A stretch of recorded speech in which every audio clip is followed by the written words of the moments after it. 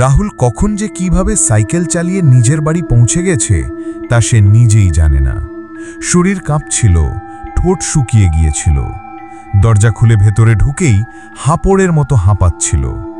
তার মা ঘুম থেকে উঠে অবাক হয়ে জিজ্ঞাসা করল, বাবা কি হয়েছে, এত ভয় পাচ্ছিস কেন? রাহুল কথা বলতে পারছিল না, শুধু থর থর করে কাঁপছিল। কোনোভাবে ভাঙা গলায় বলল, মা আমি সাদা শাড়ি করা এক মহিলাকে দেখেছি, সে পিছনে বসেছিল, হঠাৎ অদৃশ্য হয়ে গেল। মা কিছু বলার আগেই হঠাৎ দরজায় জোরে কড়া নাড়ার শব্দ শোনা গেল। ঠক ঠক ঠক। প্রতিটি আঘাত যেন বুক কাঁপিয়ে দিচ্ছে। রাতের এই সময়ে কে হতে পারে?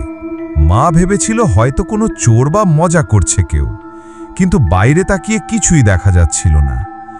কড়া নাড়ার শব্দ ক্রমশ বেড়ে যাচ্ছিল। মা ভয়ে ভয়ে দরজা খুলল, আর দরজা খোলার সাথে সাথে তাদের বুকের ভেতর রক্ত হিম হয়ে গেল। দরজার সামনে দাঁড়িয়ে আছে সেই একই সাদা শাড়ি পরা মহিলা, তবে এবার তার মুখ দেখা যাচ্ছে। রাহুল যেটা দেখল সেটা মানুষ নয়। তার চোখ নেই, শুধু ফাঁকা গর্ত, আর ঠোঁটে এক অস্বাভাবিক দীর্ঘ হাসি। মুখের কোণা ছিঁড়ে কানের কাছে পর্যন্ত চলে গেছে।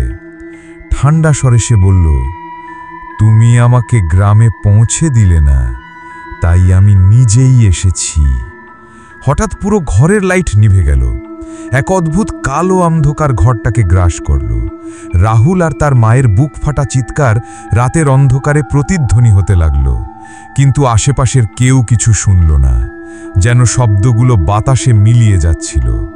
পরদিন সকালে গ্রামের লোকেরা দরজা ভেঙে ঘরে ঢুকল। ঘর পুরো খালি। রাহুল বা তার মায়ের কোনো চিহ্ন নেই, শুধু দেয়ালে লাল রঙের মতো কিছু দিয়ে লেখা, অচেনা অতিথিকে কখনো ফেলে যেও না।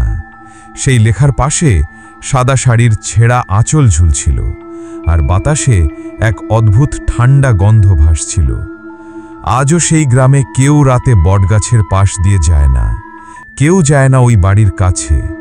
মাঝে মাঝে লোকজন বলে, মধ্যরাতে শোনা যায় সাইকেলের কড়মড় শব্দ আর ফিসফিসে কণ্ঠ, আমাকে কি একটু পৌঁছে দেবে?